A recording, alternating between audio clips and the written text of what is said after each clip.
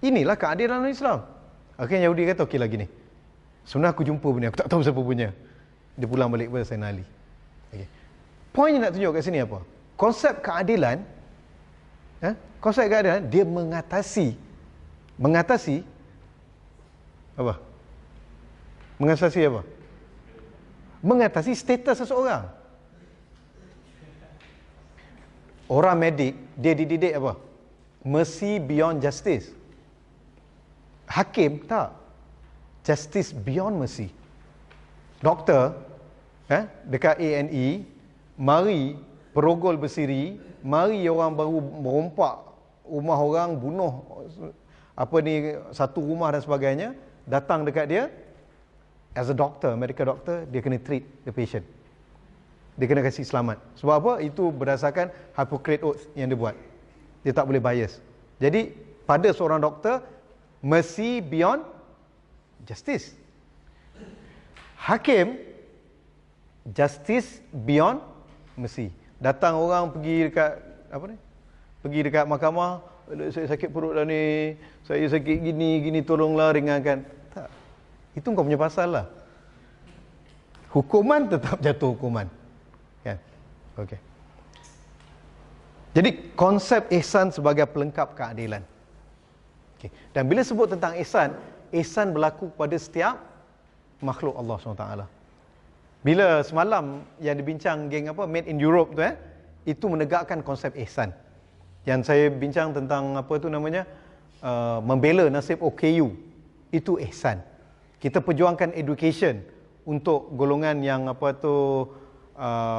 kurang bernasib baik. Itu juga ihsan. Jadi sistem politik, bukan sistem, kita kata pengamanan politik bagi umat Islam kena dilengkapkan antara keadilan dengan ihsan. Ihsan ni dia akan memberikan keindahan kepada konsep keadilan itu sendiri. Sebab tu innallaha ya'murukum bil adli wal ihsan. Dan dia datang seiring. Dia tak datang, dan ihsan ini kalau orang kata adl wal ihsan, terjemahnya ialah fairness. Satu buku yang saya galak baca jugalah. Tulisan Amartya Sen. The Theory of Justice. Theory of Justice, Ya? The Idea of Justice. Theory of Justice, Rawls. Lupa. Rawlsian. The Idea of Justice. Dia tulis buku tu nak counter, respond to Rawlsian Justice. Okey, konsep keempat ialah syura. Syura ni apa? Ya? Okey, Amartyan. Okey, syura ni apa? Saya teringat dekat UIA dulu, pernah dia orang kata, okey, tahun ni kita tak buat election untuk lantik student representative, SRC. Jadi kita buat pemilihan berdasarkan konsep syura. Saya kata syura tu macam mana? Tak, kita bincang-bincang dan kita lantik. Oh. Apa hak kita nak bincang? Siapa lantik kita untuk berbincang? Oh tak, mereka ni akan appointed by HEP. Saya kata appointed. Kemudian dia duduk bincang sama dia untuk lantik. Ini syura ke ni? Ini mana punya syura? Kerana konsep syura kita salah fahami. Al-Mawardi di dalam buku Al-Ahkam Sultaniyah, daripada kulit pertama sampai kulit belakang, dia tak sebut perkataan syura. Hanya 2 kali saja perkataan syura ada apabila dia quote ayat Quran, wa amruhum syura bainahum wa syawirhum fil amri. Itu pun untuk justify sistem institusi ahlul hilli wal aqdi yang telah ditubuhkan oleh Khalifah Abbasiyah untuk menjadi penasihat kepada raja, kepada khalifah. Syura yang diamalkan di zaman Nabi berbeza. Syura bermaksud apa? Individual empowerment. Ganushi cerita panjang dalam bab syura ni. Nabi SAW ketika nak pergi perang Badar, dia panggil Ansar dengan Muhajirin. Dia syura, tanya macam mana kita nak keluar ke tidak. Kan?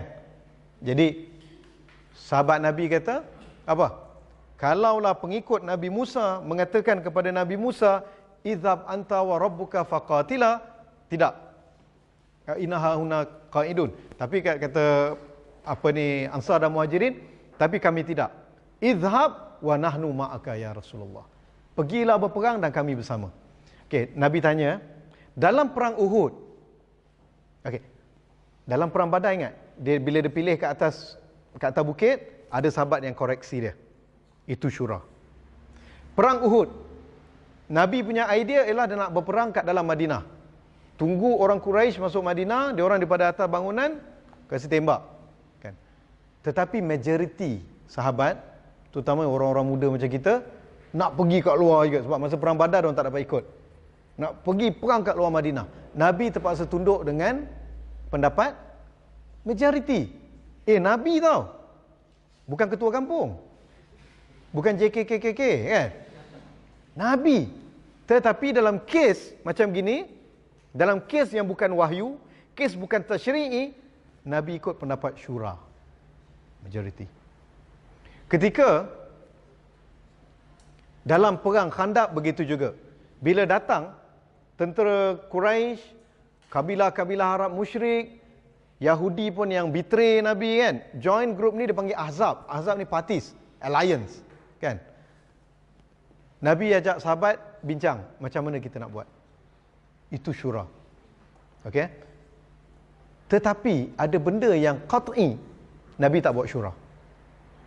Bila datang larangan minum arak, Nabi ada tak? Okey, sahabat kita syura, boleh tak nak berhenti minum arak? Tak. Itu benda qat'i. Datang tak boleh membunuh, tak boleh berzina, tak. Nabi tak, okey, sahabat-sahabat ni boleh tak? Tak. Jadi ada benda yang qat'i memang Nabi tak bincang, tetapi benda yang ijtihadi, benda yang siasi, Nabi ajak berbincang. Begitu dengan Saidina Umar, dengan Saidina Abu Bakar, ada benda yang mereka selalu berbincang. Sebab tu syura yang paling menarik sekali berlaku zaman Saidina Umar. Banyak mekanisme baru. Antaranya apa? Antaranya dia tak kasih sahabat-sahabat tinggalkan Madinah. Sahabat-sahabat besar stay kat Madinah untuk bentukkan ijma' sahabat. Yang pertama. Yang keduanya, dia wujudkan apa? Sebelum dia mati, dia buat sistem pemilihan. Lantik 6 orang yang memang diterima oleh para sahabat semua untuk pilih khalifah. Dan waktu mereka dapat keputusan, Abdul Rahman bin Auf buat referendum. Referendum juga merupakan syura. Poin dia apa? Poinnya, syura ni adalah konsep individual empowerment. Tetapi bentuknya dia bentuk kepada ijtihad. Yang penting konsepnya tidak mahu concentration of power dan tidak mahu keputusan itu diambil oleh seseorang. Sebab kalau seseorang itu selain daripada Nabi, mereka tidak maksum. Kalau tak maksum, boleh jadi baik dan silap. Jadi yang sebaik, keputusan yang terbaik ialah dengan mengambil banyak pendapat. Ya. Apa dia? Itu wahyu. Itu wahyu. Jadi bila tiba wahyu, Nabi tak boleh buat apa. Sebab apa? Bukti dia wahyu. Kan Nabi kata, Inni Abdullah wa rasuluhu walan yudayyi'ani Rabbi. Aku Nabi, aku hamba Allah dan Nabi, dan Tuhan tak akan kecewakan aku. Sahabat pelik, kenapa Nabi? Biasanya Nabi konsult. Tapi dalam kes ni, Nabi tak konsult langsung. Perjanjian Hudaibiyah. Perjanjian Hudaibiyah, kan Nabi tak konsult sahabat. Sahabat semua tak setuju. Saidina Umar sampai tanya satu perkataan yang memang Syiah tuduh Saidina Umar kafir lah. Dia kata, betul. Anta Nabi. Dia kata, bukankah Tuan Nabi? Nahnu alal haq. Kita berada dalam kebenaran. Syiah kata, tengok dia syak pada kenabian Nabi. Dia ambil cerita sampai takat tu, dia tak ambil cerita yang Saidina Umar lepas keputusan tu pergi ikat diri dia kan. Pergi ikat diri dia, nak konon rasa bersalah sampai Nabi kata, tak lepaskan. Sebab waktu tu memang it was a tension punya keadaan. Semua orang nampak macam, ya Allah, memang kita ni diperhina kan. Sedangkan waktu tu umat Islam kuat kan. Tapi itu kes wahyu. Nabi memang tak dengar cakap sahabat. Bila wahyu, Nabi tak ambil. Tapi dalam kes tak wahyu, Nabi resort to syura. Okay. Jadi syura ni kita tak boleh faham macam apa? Ialah yang kita faham satu kumpulan yang bersyura, majlis syura, itu salah satu bentuk. Tapi syura adalah konsep. Okay. Dan syura yang paling baik ialah syura yang meluas. Open syura. Yang macam Nabi selalu lakukan. Jadi mekanisme terbaik open syura itu sebab tu bila orang argue tentang election, orang argue tentang referendum, saya kata inilah syura. Inilah syura. Ada orang argue pula, habis macam mana pendapat majoriti? Pendapat majoriti ni dalam Islam tak ada value. Ini orang tak habis ngaji ni. Siapa kata dalam Islam tak ada value? Nabi tunduk majoriti dalam perang Uhud. Kan? Dan Nabi pun pesan alaikum bisawadil azam. Hendaklah kamu mengikut keputusan majoriti. Clearly stated. Dan Nabi pun kata, kalau ada Umar dengan Abu Bakar berselisihan, kalau ada satu pandangan dia setuju dua, ambil pendapat dia. Sebab dia ada majoriti kat situ. Dan kemudian Nabi SAW larang imam yang jadi imam solat kalau makmum tak suka kat dia. Solat pun majoriti tak suka makruh, apatah lagi jadi ketua negara. Ya. Cuma mekanisme untuk syura berbeza lah. Kan? Macam-macam cara kat situ.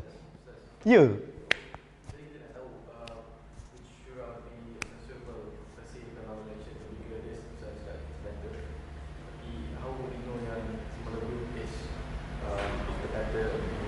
Macam mana? Macam mana kita tahu which is of the best method lah. Between Kalau decide tadi sebab kalau kata bigger is so better than. No, the issue is if you get a wider opinion, you can satisfy a larger chunk of the community. Bila keputusan tu diambil oleh kelompok yang kecil, yang possibilities untuk dapat penentangan daripada yang besar ni lebih besar. Jadi dia termasuk dalam risk risk management. Konsep syura ni daripada risk management lah. Kalau yang satu they can decide for themselves what is best for them. Ini Platoik. Platoik. Autokratik punya pemikiran ni. Tak, bukan, I don't blame you. Maksud memang autokratik punya pemikiran ialah pemimpin lebih tahu. Serahkan untuk berfikir kepada pemimpin. Sebab orang ramai ni dia tak tahu, dia tak boleh nak buat keputusan. Betul tak? Itu pemikiran autokratik. Tapi ikut pemikiran demokrasi, kan? Demokrasi dia tak datang dengan keputusan majority per se. Dia datang di dalamnya unsur apa?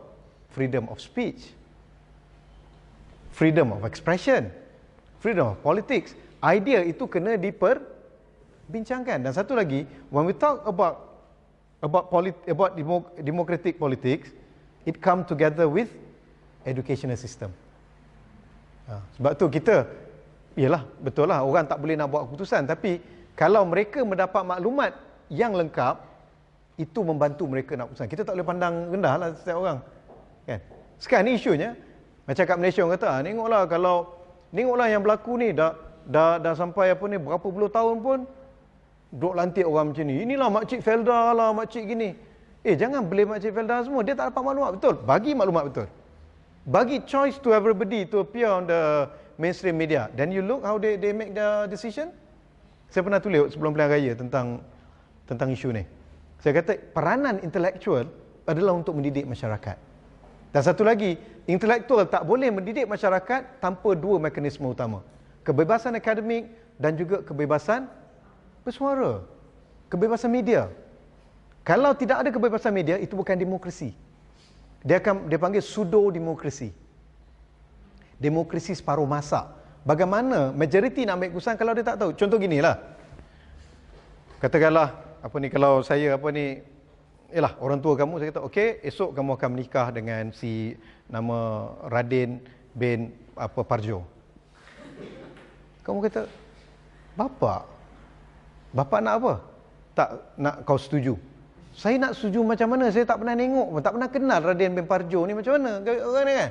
Jadi kurang bapak ceritalah dia macam mana, bawa saya pergi tengok, bawa jumpa. Tengok, rupanya Radin bin Parjo ni seorang yang macho kan. Buat PPE dekat Oxford pula tu kan. Dan seorang yang tak pernah miss usrah kan. Dan seorang yang masya-Allah kaki masjid. Maksudnya dia lebih kerap pergi masjid daripada Syekh Hafifi. Ya, contohnya lah kan. Dan dia, jadi jangan tertipu dengan nama ayah. Saya terima dia kan. Asas pemilihan dia tu adalah berdasarkan kepada maklumat. Kita tak boleh buat choice tanpa maklumat.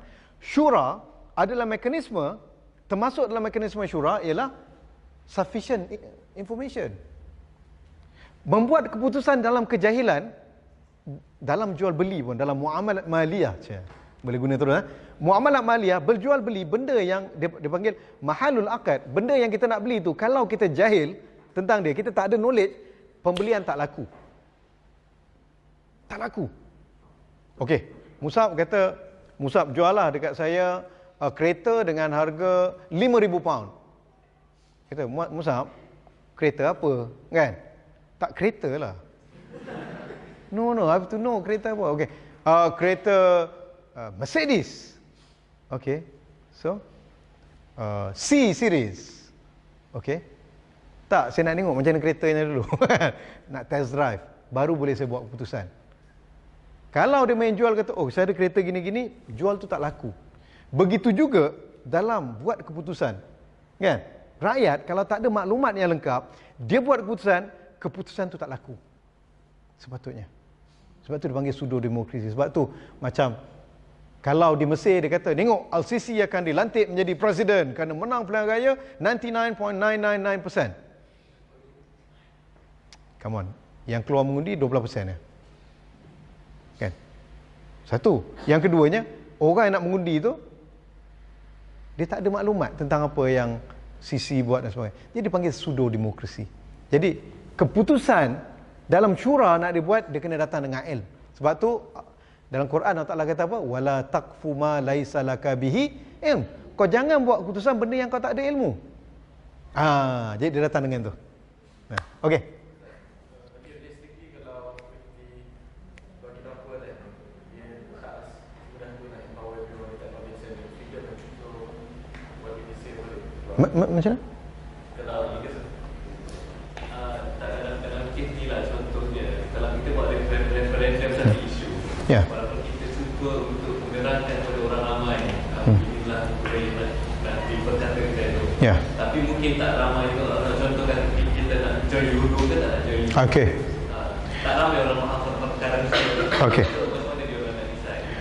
Okey, dia gini, orang tak mampu untuk faham, itu bukan silap kita. Itu bukan silap kita.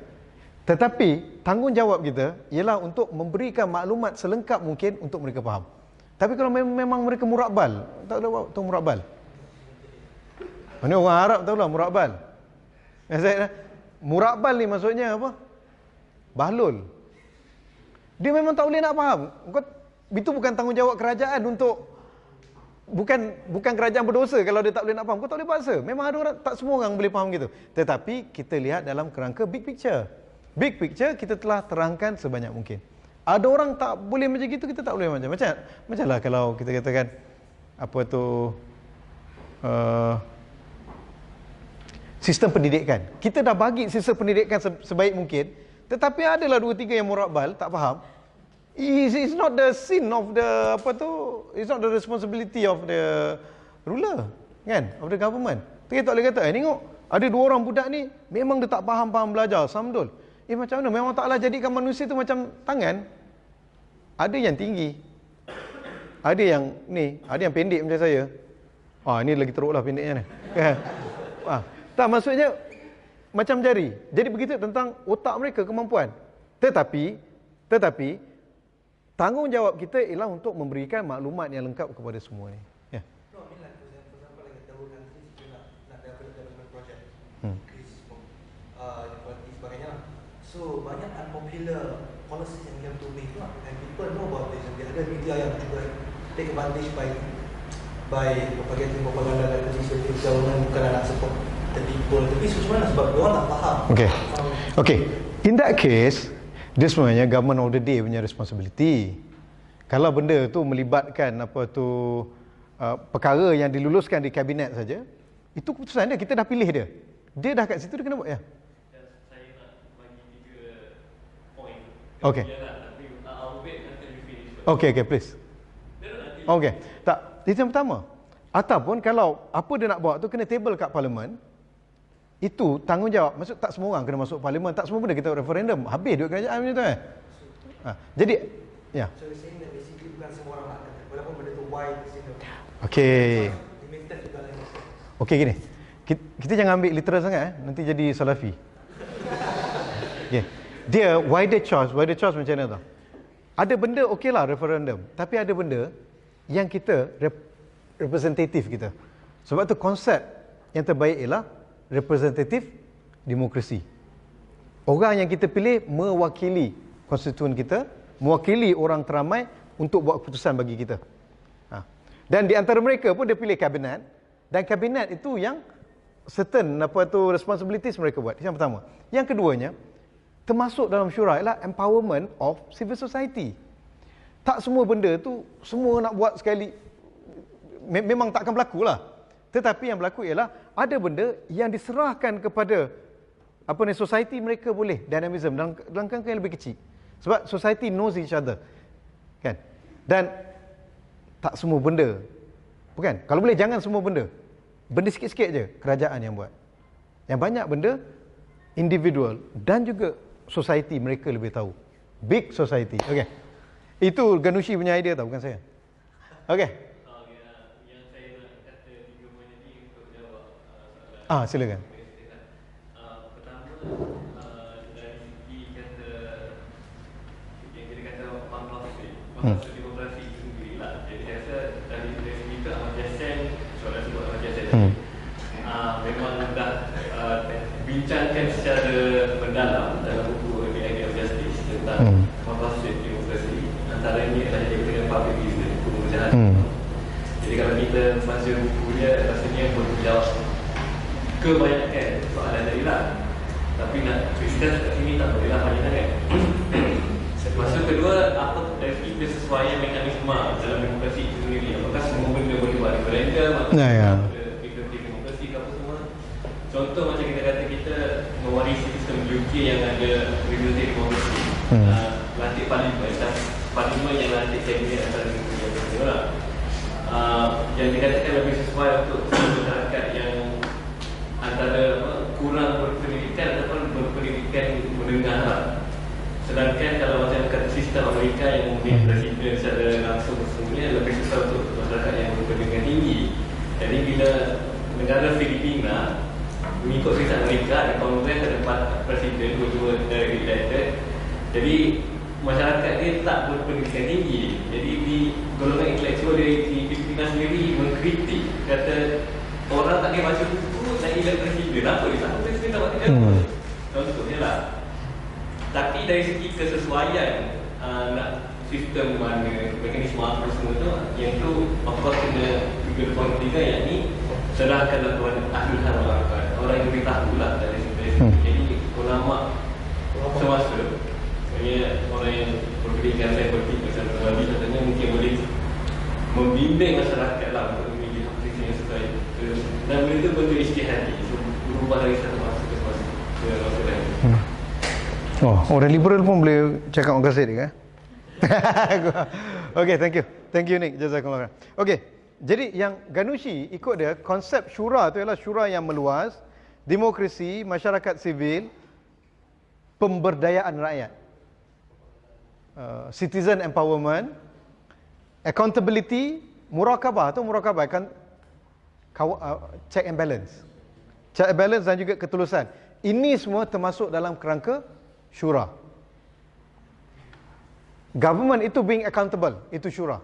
Dan opposition party system, orang kata apa, pluralistic, ya, sistem politik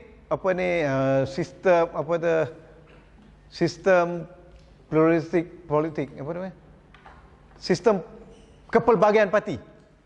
Maksudnya bukan satu parti saja memerintah macam kat China kan. Kepelbagaian parti ni juga termasuk dalam syura. Tujuannya apa? Untuk bergaduh kan? Bukan. Tujuannya untuk check and balance. Untuk memantau. Jadi bila ada orang, dia tahu bahawa kerajaan itu dia dipantau, dia akan buat yang terbaik, dan setiap apa dia buat tu, dia accountable kepada rakyat. Sama ada melalui kalau kat parlimen dengan kewujudan parti pembangkang, ataupun melalui civil society yang wujud. Okey. Dan satu menarik dalam UK ni dia selalu ada public inquiry. Sama ada dekat BBC Parlimen ataupun kalau kat peringkat lokal. Kat peringkat lokal, kita boleh pergi dekat County Council. Bila dia buat public inquiry, kita boleh tengok. Setakat dekat Malaysia ni, Selangor dah buat Selkat. Baru ni public inquiry Yasmin dengan Tan Sri Khalid dua-dua kena. Kan? Tak. Dia antara salah satu konsep syura lah. Salah satu konsep untuk kita memantau. Rakyat diberikan maklumat supaya mereka mendengar maklumat yang lengkap. Okey. So, jadi konsep syura ni tak boleh dikecilkan ataupun difahamkan dengan kerangka, okey, ni ahli syura yang buat keputusan untuk semua orang apa, ataupun difaham dengan Council of Elders. Ya, ada keadaan disesuaikan dan Nabi pun ada beberapa keadaan dia tak ambil pendapat semua, dia ambil pendapat pakar je. Nak perang Khandak, dia tak ambil semua pendapat. Dia ambil pendapat yang sahabat-sahabat yang mahir perang kan. Dan apa tu, dalam kes nak buat Saidina Umar Saidina Abu Bakar nak kumpulkan Quran, dia tak konsult semua sahabat. Dia konsult sahabat yang ulama saja. Isu-isu agama yang buat keputusan adalah yang pakar agama. Isu berkaitan alam sekitar yang buat keputusan adalah orang yang stakeholders lah. Okay. Ukhuwah. Ukhuwah paling penting Dia bila datangnya Islam, konsep ukhuwah dalam bahasa Arab telah berubah. Sebelum Islam, konsep ukhuwah difaham sebagai filial relation, hubungan darah. Ibn Manzur dalam kitabnya Lisanul Arab, dia sebut bila datangnya Islam, berlakunya hijrah, Islam ubah konsep persaudaraan. Dia tak lagi jadi hubungan kekeluargaan, tak jadi lagi hubungan kabilah, tetapi jadi hubungan berdasarkan akidah. Saidina Ali dia kembangkan konsep lagi. Dia kata, al-insan imma an yakuna akhan laka fil Islam au nadhiran laka fil insaniyah. Dia kata manusia itu sama dia menjadi saudara kamu di dalam dalam Islam ataupun saudara kamu di dalam kemanusiaan. Okey, nazir ni maksudnya equal lah. Okey, konsep takaful ijtimai. Benar tak konsep takaful ijtimai? Syed Qutb dia interpret takaful ijtimai ini sebagai social justice. Social justice dia very controversial. Sebab justice lah apa nak ada social justice lah apa justice kan. Tapi konsep yang kita pegang ialah konsep apa? Konsep apa? Mutual cooperation lah. Dynamism of society itself. Society kena bantu sesatu sama lain. Dan satu berkaitan manusia, kita husnuzon bahawa manusia diciptakan, walaupun dia ada ketamakan, tetapi mereka juga ada unsur kebaikan. Kan? Dan kerja kerajaan ialah membuat polisi-polisi untuk mereka menyalurkan kebaikan mereka. Okay. Sebab tu zakat. Zakat adalah konsep takaful ijtimai. Konsep wakaf. Wakaf takaful ijtimai. Sedekah. Dan yang lagi penting, yang power sekali konsep ukhuwah lah. Sebab tu, dalam konsep takaful ijtimai, di dalam Islam, antara model yang terbaik ialah model jamaah. Kalau dalam waktu Uthmaniyah, golongan peniaga ni dia ada konsep ahilik. Ahi, ya? Apa dia? Union tak sampai macam ahi. Ahi ni dia macam jemaah lah. Ada grup orang baru masuk jemaah, kita jaga kebajikan dia. Dah lama kita tenang. Taklah macam tu. Tak. Ada orang baru masuk, kita jaga kebajikan. Dan dia pula, dia bagi pledge. Ya? Oleh kerana kita bantu dalam niaga, dia dah naik nanti, bila mari orang lain, dia akan bantu konsep macam itu. Macam Dewan Perniagaan Cina. Jadi dalam Islam, konsep jemaah ni merupakan salah satu penterjemahan kepada ukhuwah yang paling penting. Ya. Masuk, yalah, tak kisahlah apa jemaah, apa jemaah pun konsepnya ialah apa? Membantu kelompok yang lebih kecil. Kan? Cuma isunya bila dia dah ubah jadi eksklusivism, jadi benci-benci, fitnah-fitnah itu lain lah. Tetapi konsep jamaah itu adalah konsep untuk ukhuwah. Yalah, dalam barat, dalam dunia bukan Islam pun ada konsep macam itu. Kan? Konsep dia panggil fraternity movement, fraternity society, kan? Mari ahli baru kita bantu. Ataupun dalam konsep dulu masyarakat kita kampung. Masyarakat setempat, kejiranan. Segala bentuk kejiranan bentuk ke arah ukhuwah. Dan dalam Islam, polisi dan konsep politik adalah berdasarkan ukhuwah lah. Kena mudahkan polisi-polisi untuk orang saling bantu-membantu untuk wujudkan big society. Islah. Oh, islah ni yang paling... pukul apa lagi nak habis? Sejam? Oh yo, lamanya. Dah kebas dah kaki. Slot 3 belum masuk, okey. Slot 3 panjang lah. Saya pindah sini ya. Boleh tak duduk? Oh, nak habis dah Elio. Okey, islah. Islah maksudnya apa? Ya?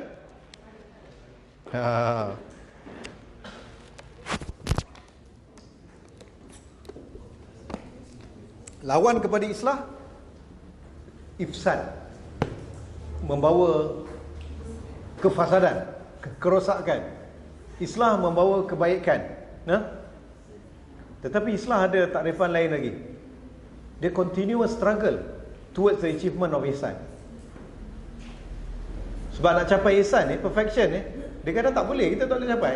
Tetapi struggle towards perfection ni kena berterusan. Itulah islah. Sebab tu dalam konsep islah adanya amar ma'ruf nahi munkar. Dalam islah adanya konsep nasihat. Kan? Dalam islah adanya konsep apa? Dakwah. Kan? Ini semua untuk mencapai islah. Dan bila sebut islah dalam Quran, dia ada banyak kategori. Islah keluarga, islah masyarakat, islah diri. Ya. Dan yang penting, manusia ini dia memang Allah Ta'ala ciptakan dia perlu kepada proses islah. Kenapa?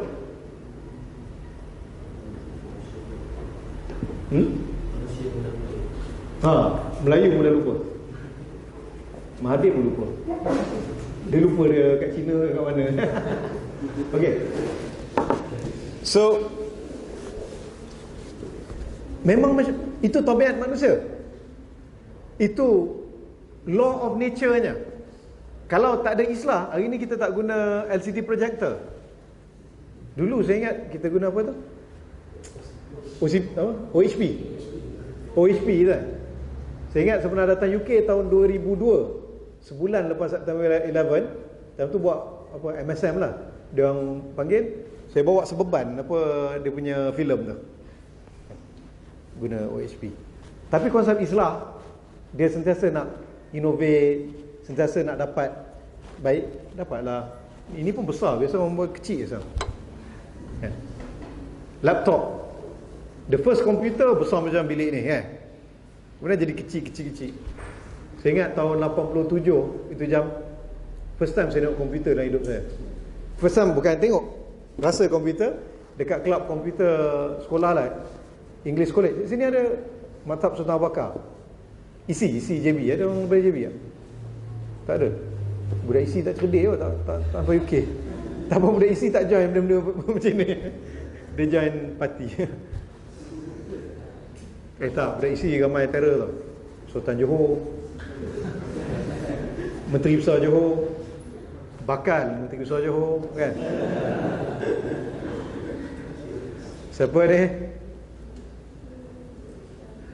First time saya tengok 87 tu kelab komputer. Dan waktu kelab komputer ramainya budak-budak Cina. Sebab dia orang kaya kan. Orang kaya kat rumah dia ada komputer. Dia datang sekolah, dia jadi JK komputer, kita belajar lah.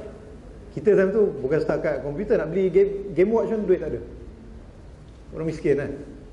Jadi pergi belajar. Time tu saya teringat lagi yang saya tak boleh lupa, bau bilik komputer tu. Bau komputer lab. Setiap kali masuk, bila keluar je bau mesti baju.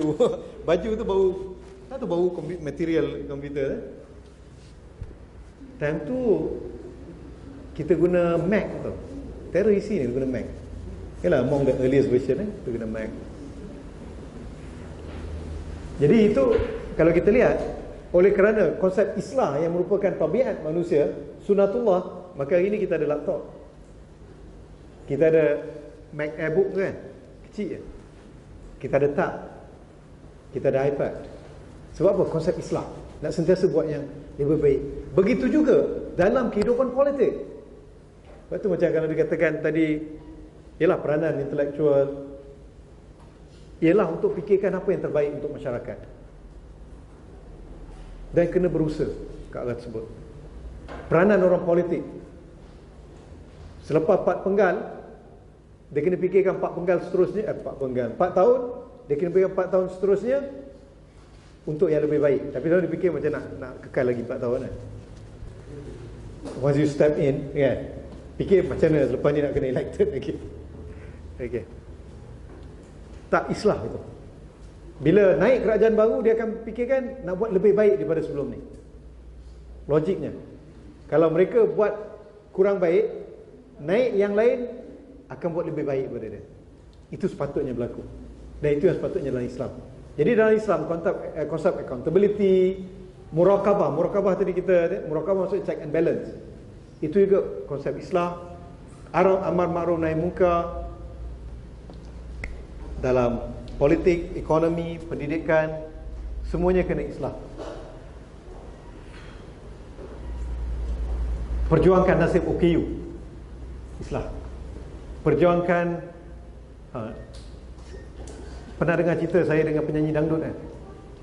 Tak tahu nak? Bukan? Astagfirullahaladzim. Tak. Saya tak main penyanyi dangdut. Ni saya dijemput ke radio RTM. Waktu tu tengah sibuk pilihan raya, ramai artis masuk PAS. Artis masuk UMNO orang tak kisah. Artis masuk PAS, storm in the teacup lah. Begitu juga ulama masuk PAS, orang tak kisah. Memang ulama ni pergi PAS kan, pergi mana kan. Tapi kalau ulama masuk UMNO, orang pelik kan.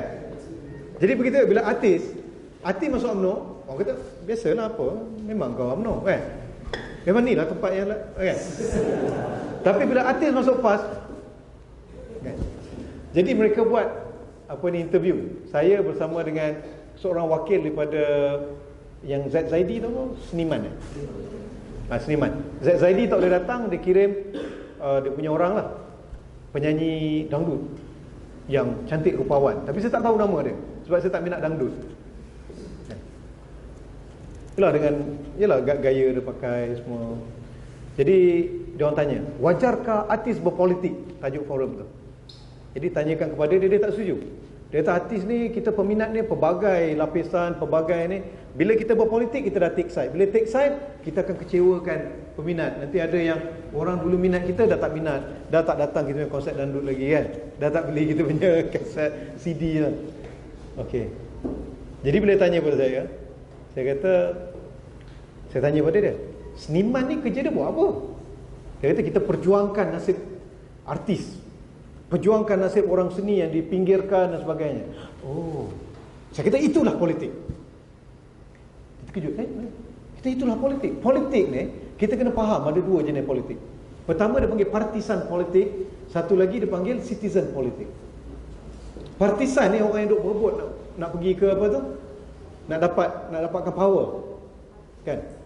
Satu lagi citizen politik, ini yang grup NGO, civil society, masjid-masjid, church, persatuan kampung, persatuan sepak takraw kan.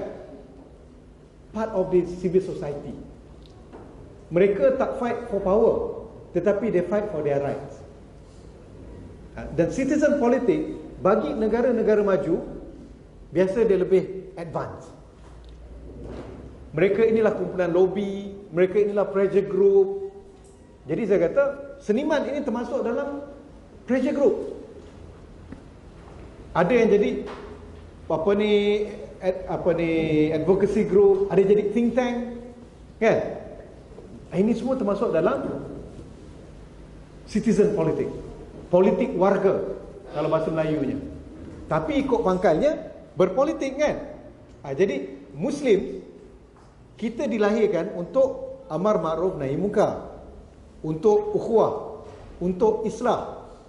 Sama ada secara masuk parti politik ataupun secara NGO ataupun NGI ataupun jadi pressure group ataupun apa saja kita punya usaha, selagi mana dalam kerangka seperti itu, itulah kita berpolitik. Sebab tu saya katakan Muslims are born politicians. Tapi tak semestinya partisan politician. Jamie Oliver berpolitik dengan caranya. Tahu The Naked Chef? Bukan dengan cara dia naked lah. Itu femini apa? Femini apa? Apa yang grup yang suka buka baju tu demonstrasi? No. They have this special group. Femini. Ya? Bukan. Kau orang ni banyak think. No. That's a group. Femin. A group from apa ni? From Russia ke from Central Asia lah. From Ukraine ke apa gitu. Yang dia buat demonstration against apa tu Tunisian government, against Egypt, against hijab, against everything. Dia suka topless lah, kan? Ni bukan nudist, bukan tu. Dia orang memang biasa. Okay. Tak, ni group Femin. Femene. Femin. Pernah tengok? Pernah dengar? Janganlah nak berpura-pura dengan aku. Okey. Yalah, kalau kita tengok BBC ada keluar. Tengok Jazeera pun ada keluar, tapi dia blur kan lah kan. Dia blur kan punya tu. Kemudian you cari kat Google lah yang tak blur. Jahat ni. Okey. Okey. Jadi kita mereka juga berpolitik. Kan? Mereka juga berpolitik. Angelina Jolie berpolitik. Bukan dengan berjoli, tetapi dengan menjadi suara kemanusiaan, humanitarian. George Clooney berpolitik. Bila dia lawan dengan, dia kan anti-war kan? Dia very against apa ni GOP lah. Kan? Lagi siapa dia? John Cusack memang partisan lah. Dia memang Demokrat. Kenal? Betul sebut nama dia, John Cusack. Tak kenal? Cusack? Apa-apalah namanya. Dia tu memang politician. Okey, kalau yang masuk betul politik macam Arnold Reagan, kan sekarang ni Jesse Ventura kan, ex-wrestler tu. Itu memang partisan. Tetapi ada antara mereka yang tak partisan. Ada yang perjuangkan apa? Animal rights. Ada yang perjuangkan apa? Macam semalam si Munawarah tu. Itu citizen politics lah. Ni Ikram. Memanglah kamu kata non partisan, tetapi kamu berpolitik. Bila kita perjuangkan isu pendidikan, bila buat press statement, bila kita buat advocacy politik, itu politik. Kan? Pressure group. Apa lagi? Jadi ini semua kerangka politik dan Muslims memang born as political actors. Jadi bila saya cakap macam itu, yang penyanyi dangdut kata, betul, kami pun berpolitik. Tapi dalam kerangka yang macam doktor sebutlah tadi, kata. Jadi kita kena faham. Saya kata artis dalam politik bukan wajar tak wajar. Bukan wajar tak wajar, bukan boleh tak boleh. Kenapa artis kita tidak berpolitik? Itu soalannya. Sama ada politik partisan atau tidak. Saya kata, dia orang ni ada fan. Setengah artis tu, dia punya fan lagi ramai daripada fan Bung Mokhtar. Lebih ramai daripada politician. Kan? Patutnya dia punya tanggungjawab untuk perjuangkan. Macam Jamie Oliver. Jamie Oliver perjuangkan apa? Free dinner kan? Free school dinner. Quality school dinner. Kan? Patutnya ada di antara artis kita yang perjuangkan makanan berkualiti kat sekolah, yang jajan-jajan ni jangan dijual. Tahu jajan? Junk food semua tu jangan dijual. Ataupun kita perjuangkan supaya sistem kualiti sekolah dekat luar bandar. Tapi sayang, artis kita dia tak fikir benda tu semua. Dia fikir nak jadi maharaja lawak. Yalah, ada yang perjuangkan lah. Macam Wadina very aktif. Kita panggil political activist, citizen politik.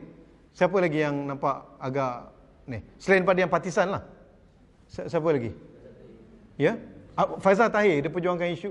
Dia dengan tu gemuk siapa? Ablin Syauqi kan, perjuang isu Palestin kan. Tu anak Sulaiman Nordin tu siapa? Yasin kan. Itu orang-orang muda dah mula sedar. Sebab apa? Dia orang ada fan.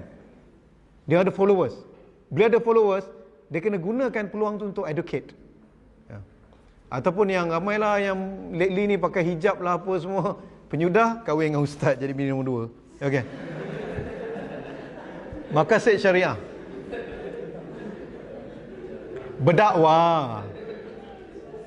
Mentarbiah, kan. advantage lah ustaz ni. Tapi kalau ustaz pendek, disadvantage lah. Okey, maqasid syariah. Okey, maqasid syariah kita dah cerita. Semua dah tahu maqasid syariah? Ini dah mood letih gila dah ni. Lapar, makan ada? Sejam lagi. Allah, kita berhenti kejap lah nanti ya. Okey, maqasid syariah semua tahu Siapa yang tak tahu maqasid syariah? Wah, hebat orang UK. Tak tahu. Astaghfirullah, jahat tak. Okey, maqasid syariah maksudnya higher objective of syariah. Instead of looking at the details of the rulings and ordinance, we are looking into the underlying philosophy of all the rulings. Berbanding kita melihat hukum itu secara terpisah-pisah. Oh, hukum puasa. Oh, wajib solat. Oh, tak boleh mencuri. Oh, tidak boleh menuduh orang kazaf itu kan. Oh, kalau hukum macam gini, mencuri hukumnya begini, kalau membunuh hukumnya begini. Kita tak lihat secara terpisah-pisah gitu. Tapi kita cuba fahami apa yang syariah nak achieve, apa yang syariah nak capai daripada benda ni. Okey, kita cerita sejarah panjang.